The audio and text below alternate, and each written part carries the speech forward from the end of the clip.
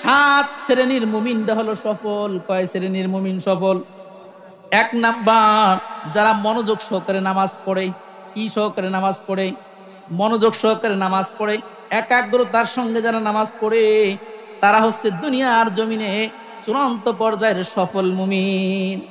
আল্লাহ পাক রব্বুল আলামিন বলেন, দ্বিতীয় প্রকার সফল মুমিন কারা? যারা অনার্থক কার্যকলাপে লিপ্ত হয় না, যারা অনার্থক কথা বলে না, যারা নিষ্প্রয়োজন কোনো কথা বলে না, অপ্রয়োজনীয় কোনো কাজ করে না। এই জাতীয় মানুষ দুনিয়ার জমিনে চূড়ান্ত পর্যায়ের সফল মুমিন। অনার্থক কথাও বলা যাবে না, অনার্থক কাজও করা যাবে না। যেই কাজের ভিতরে দুনিয়ার কোনো লাভ নাই, যেই কাজের ভিতরে পরকালের কোনো লাভ নাই, এটাকে বলা হয় অপ্রয়োজনীয় কাজ।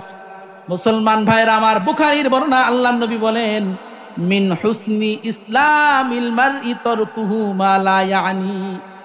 আল্লাহর নবী বলেন, ইসলামের সবচেয়ে বড় সৌন্দর্য হচ্ছে অপ্রয়োজনীয় কথা ছেড়ে দেওয়া, অপ্রয়োজনীয় কাজ ছেড়ে দেওয়া, নিষ্প্রয়োজনীয় তামাম বিষয়কে ছেড়ে দেওয়া। এটা হচ্ছে ইসলামের সবচেয়ে বড় সৌন্দর্য। অপ্রয়োজনীয় কোনো কথা বলা যাবে না। দুইজন একসঙ্গে মিললে তামাম দুনিয়ার সব গল্প গুজব একসঙ্গে বলা যাবে না, অনার্থক কথা বলা যাবে। যদি আপনি দেখেন রাস্তার পাশে চার দোকানে অনেক মানুষ একসঙ্গে মিলে অনার্থক উলামা ইকরামের সমালোচনায় লিপ্ত হয়ে গেছে, তাহলে আপনিও কি শরীক হবেন নাকি? আল্লাহ পাক রব্বুল আলামিন সূরাতুল ফুরকানের ভিতরে বলেন, ওয়া ইযা মাররু বিল্লাগবি মাররু কিরামা। আল্লাহ পাক রব্বুল আলামিন বলেন, যারা সফল মুমিন তারা অনার্থক কাজে কখনো লিপ্ত হতে পারে না। যদি দেখে কোনো মানুষ অনার্থক কাজে লিপ্ত হয়ে গেছে, সফল মুমিন কখনো তাদের সাথে একসাথ হতে পারে না। এজন্য অনার্থক কার্যকলাপ সব ছেড়ে দিতে হবে। ভাইয়ের আমার, বন্ধুরা আমার, আপনার আমার জবান থেকে যে কথাগুলো আমরা বলি, প্রত্যেকটা কথার হিসাব হয়। আপনারা মনে করতেছেন আমি আমার জবান দিয়ে যা মনে চাই তাই আমি বলবো না বাজান। আপনার জবান থেকে যত কথা আপনি বলেন, প্রত্যেকটা কথার হিসাব কিন্তু হচ্ছে। প্রত্যেকটা কথা সংরক্ষণের জন্য, রেকর্ডের জন্য আল্লাহর পক্ষ থেকে ফেরেশতা আপনার সঙ্গে আছে। আল্লাহ পাক রব্বুল আলামিন বলেন, আল্লাহ পাক রব্বুল আলামিন বলেন, মা ইয়ালফিজু মিন কাউলিন ইল্লা লাদাইহি রাকিবুন আতীদ। আল্লাহ পাক রব্বুল আলামিন বলে, বান্দার জবান থেকে যত কথা বের হয়, প্রত্যেকটা কথা রেকর্ডের জন্য অসংখ্য গণিত ফেরেশতা প্রত্যেকটা ব্যক্তির সঙ্গেই আছে। এজন্য জবান দিয়ে যা তা বলা যাবে না। ভাইরা আমার, বন্ধুরা আমার, আল্লাহ নবী সাল্লাল্লাহু আলাইহি ওয়াসাল্লাম চমৎকার একটা হাদিস বর্ণনা করেছেন। মুসনাদে বাজ্জারের ভিতরে বর্ণনা আসছে। আল্লাহ নবী বলেন, ও আমার প্রাণের সাহাবীরা, ইজমানুলি সিত্তাম মিন আনফুসিকুম আজমান লাকুমুল জান্নাহ। ও আমার সাহাবীরা, যদি তোমরা 6টা বিষয়ের জিম্মাদার হয়ে যেতে পারো, আমি নবী তোমাদের জান্নাতের জিম্মাদার হয়ে যাব। চিল্লায়ে বলেন সুবহানাল্লাহ। 6টা বিষয়ের জিম্মাদার যে হবে, যেই ব্যক্তি 6টি বিষয়ের জিম্মাদার হবে, আল্লাহ নবী বলেন ওই ব্যক্তির জান্নাতের জিম্মাদার আমি নিজেই হয়ে যাব। সুবহানাল্লাহ। সাহাবায়ে কেরাম বললেন, ইয়া রাসূলুল্লাহ, ইয়া হাবিবাল্লাহ, ওই 6টি বিষয় কি? যেই 6টি বিষয়ের দায়িত্ব যদি কেউ নেয়, আপনি তার জান্নাতের দায়িত্ব নেবেন। আল্লাহ নবী বলেন, ও আমার প্রাণের সাহাবীরা, 1 নাম্বার, উসদুকু ইযা হাদ্দাসতুম, যখন কথা বলবা সব সময় সত্য কথা বলবা, কখনো মিথ্যে কথা বলা যাবে না। দুনিয়াতে যারা সত্য কথা বলবে, জবান দিয়ে মিথ্যা কথা বলবে না, আল্লাহ নবী বলেন ওর জান্নাতে যাওয়ার জিম্মাদার আমি রাসূল নিজেই হয়ে যাই। চিল্লায়ে বলেন সুবহানাল্লাহ। এজন্য আল্লাহ নবী বলেন, ইন্নাস সিদকা ইউনজি ওয়াল কিযবা ইহলিক, নিশ্চয়ই সত্য মানুষকে মুক্তি দেয়, মিথ্যা মানুষকে ধ্বংস করে দেয়। মিথ্যা মানুষকে কি করে? ধ্বংস করে। সত্য মানুষকে কি করে? মুক্তি দেয়। শুধু তাই নয়, মুসনাদে আহমদের বর্ণনা, আল্লাহ নবী সাল্লাল্লাহু আলাইহি ওয়াসাল্লাম বলেন, ফা ইন্নাস সিদকা ইয়াহদি ইলাল বির ওয়া ইন্নাল বিররা ইয়াহদি ইলাল জান্নাহ।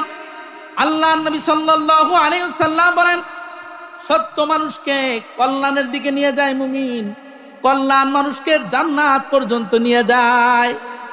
সত্য মানুষকে কল্যাণ পর্যন্ত নিয়ে যায়, কল্যাণ মানুষকে জান্নাত পর্যন্ত নিয়ে যায়। হাত্তা ইউকতাবা ইনদাল্লাহি সিদ্দিকা। আল্লাহর নবী বলেন, ও সাহাবীরা, আমার যে সকল উম্মত সব সময় সত্য কথা বলবে, আল্লাহ পাক রব্বুল আলামিনের কাছে ওদের নাম সত্যবাদী হিসাবে লিপিবদ্ধ করা হয়। সুবহানাল্লাহ। দুনিয়াতে যারা সব সময় সত্য কথা বলে, আল্লাহ তাআলার কাছে তার নাম সত্যবাদীদের খাতায় চলে যায়। সুবহানাল্লাহ। ওয়া ইন্নার রাজুলা ইয়াকযিবু। আল্লাহ নবী বলেন, যেই ব্যক্তি সব সময় মিথ্যা কথা বলে, হাত্তা ইউকতাবা ইনদাল্লাহি কাযযাবা, ওই ব্যক্তির নাম আল্লাহ তাআলার কাছে মিথ্যাবাদী হিসেবে লিপিবদ্ধ করা হয়। এই জন্য মুসলমান ভাইরা আমার, 1 নাম্বার কথা বললে সত্য কথা বলতে। দ্বিতীয় নাম্বার আল্লাহ নবী বললেন, ওয়া আউফু ইযা ওয়া'আদতুম।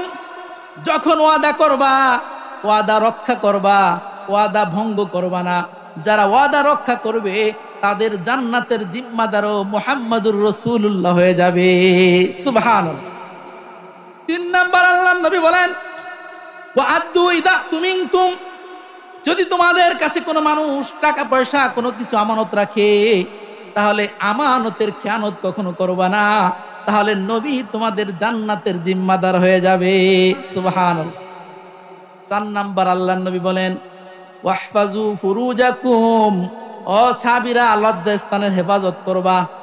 লজ্জাস্থান কখনো অপাত্রে ব্যবহার করবা না, হারাম জায়গা ব্যবহার করবা না, তাহলে তোমাদের জান্নাতের জিম্মাদার আল্লাহর রাসূল হয়ে যাবে। 5 নাম্বার আল্লাহর নবী বললেন, গুজ্জু আবসারাকুম। তোমরা তোমাদের চক্ষু সব সময় অবনত রাখবে, চক্ষু দিয়ে কখনো অপাত্রে তাকাবা না। চোখের হেফাজত যদি তোমরা করতে পারো, তাহলে আল্লাহর নবী তোমাদের জান্নাতের জিম্মাদার হয়ে যাবে।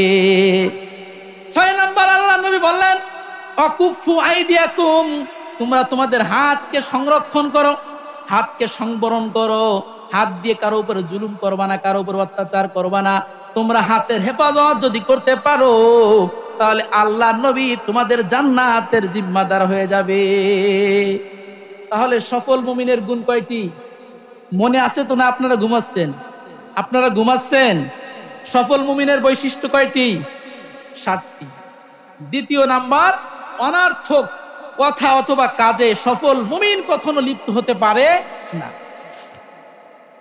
3 নাম্বার, সফল মুমিনের 3 নাম্বার বৈশিষ্ট্য, আল্লাহ পাক রব্বুল আলামিন বলেন, ওয়াল্লাযীনা হুম লিযাকাতি ফাঈলুন। আল্লাহ পাক রব্বুল আলামিন বলেন, সফল মুমিনের 3 নাম্বার গুণ, সফল মুমিন সম্পদ থাকলে সম্পদের যাকাত দেয়। অনেক মুসলমান ভাইরা এমন আছে সম্পদের যাকাত দেয় না। বলে কেন? বলে সম্পদের যাকাত দিলে সম্পদ কমে যায়। ভাইরা আমার, বন্ধুরা আমার, সম্পদের যাকাত দিলে কখনো সম্পদ কমে না। বলে সম্পদের ভিতরে একটা ময়লা জমা হয়ে যায়, এই ময়লার নাম হলো যাকাত। উদাহরণ দিলে বুঝবেন। আপনারা অনেক সময় দোকান থেকে মুরগি কেনেন কিনা? 5 কেজি ওজনের যদি একটা মুরগি কেনেন, এই মুরগির সবগুলো কি খাওয়া যায় না কিছু বাদ দিতে হয়? আপনি যদি চিন্তা করেন যে 5 কেজি ওজনের একটা মুরগি আমি কিনলাম, সবই তো আমাকে ওজন করে দিয়েছে, তাহলে ওর ভিতরে বাথরুম, পায়খানা, ময়লা আবর্জনা যা আছে সব খামু, কেন? তো ওজন করে দেওয়া হয়েছে। তাহলে এটা বোকামি হবে না? আপনি যদি এই 5 কেজি ওজনের একটা মুরগির ভিতর থেকে ময়লা আবর্জনা যদি আলাদা করে ফেলেন, তাহলে গোশতটা কিন্তু আপনার জন্য হালাল। আর যদি ময়লা আবর্জনা সহকারে মুরগি জবাই করে খান, তাহলে আপনার জন্য সম্পূর্ণ হারাম খাওয়া হবে। আল্লাহ পাক রব্বুল আলামিন বলে, বান্দা, তোমার সম্পদের ভিতরে গরিবের হক আছে, তোমার সম্পদের ভিতরে যাকাতের অংশ আছে। যাকাত হচ্ছে সম্পদের ময়লা। সম্পদ থেকে যদি যাকাত বের করতে পারো, তাহলে তোমাদের সম্পদ পুত পবিত্র হয়ে যাবে। এই জন্য মুমিন সব সময় কি করে? সম্পদ থাকলে সম্পদের যাকাত দেয়। মুসলমান ভাইরা আমার, অনেক মানুষ বলে, হুজুর, আসমান থেকে যথাসময় বৃষ্টি হয় না, যখন আমাদের বৃষ্টি প্রয়োজন তখন আমরা বৃষ্টি খুঁজে পাই না। বৃষ্টি কেন হবে? আপনি তো সম্পদের যাকাত দেন না। সম্পদের যাকাত যখন সমাজ থেকে বন্ধ হয়ে যায়, ওই সমাজের উপরে আল্লাহর রহমতের বৃষ্টি কখনো দেয় না। আল্লাহর নবী বলেন ওয়াইদা মুনিউল কতারা মিনাস সামা, আল্লাহর নবী বলেন যখন সমাজ থেকে যাকাত উঠে যায়, যাকাত যখন বন্ধ করে দেওয়া হয়, আল্লাহ তাআলা বলে ও আমার গোলামেরা, গরিবের হক তোরা নষ্ট করতেছিস, আমি আল্লাহ তোদের হক নষ্ট করে দিলাম। নাউজুবিল্লাহ। আপনি সম্পদের যাকাত দিচ্ছেন না, কোন জায়গা মাইট দেখাচ্ছেন এটা তো বুঝতেছেন না। সম্পদের যাকাত আপনি দেন না, ওইদিকে আল্লাহ তাআলা বৃষ্টির দরজা বন্ধ করে দেয়, সময় মতন বৃষ্টি হয় না। সফল মুমিন যারা, সফল মুমিনের 3 নাম্বার গুণ, সফল মুমিন সম্পদের কি দেবে? যাকাত দিবে। ভাইরা আমার, বন্ধুরা আমার, দুনিয়ার জমিনে যারা সম্পদের যাকাত দিবে না, ওদের ব্যাপারে আমার আল্লাহ বলেন ওয়াল্লাযীনা ইয়াকনিজুনা আয-যাহাবা ওয়াল ফিদ্দা ওয়া লা ইউনফিকুনাহা ফি সাবিলিল্লাহ ফাবাশশিরহুম বিআযাবিন আলীম।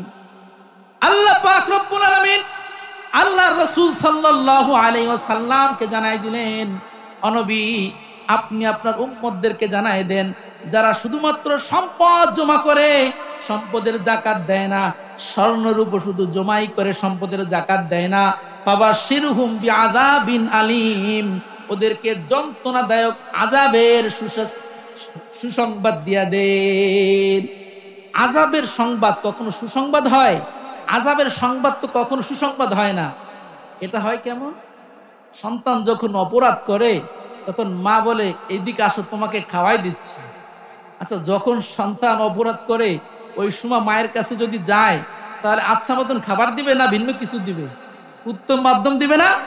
তো আল্লাহ তাআলা বলেন যে ওদেরকে কি দেওয়া হবে? ওদেরকে যারা সম্পদের যাকাত দেয় না, যারা সম্পদের যাকাত না দিয়ে সম্পদ সংগ্রহ করে, আপনি ওদেরকে আযাবের শাস্তি মানে শাস্তির সুসংবাদ দিয়ে দেন। এটা সুসংবাদ না, এটা দুঃসংবাদ।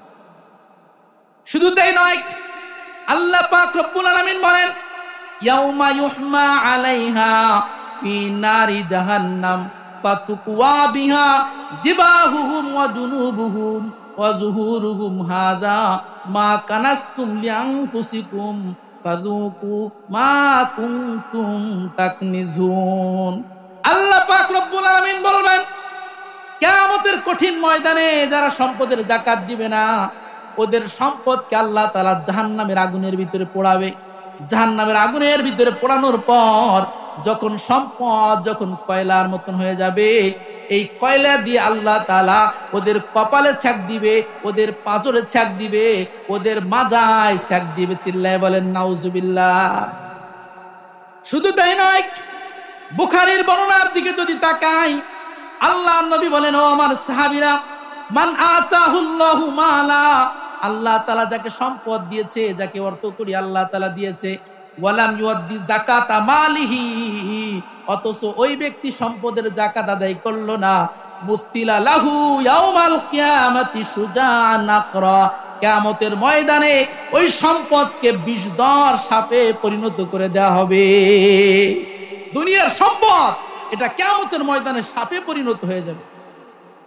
ভাইরা আমার, বন্ধুরা আমার, আল্লাহর নবী বলেন তুতাব্বাকুহু ফি উনুকিহি ইয়াউমাল কিয়ামাহ, এই বিষধর সাপ তার গলার ভিতরে ঝুলিয়ে দেওয়া হবে।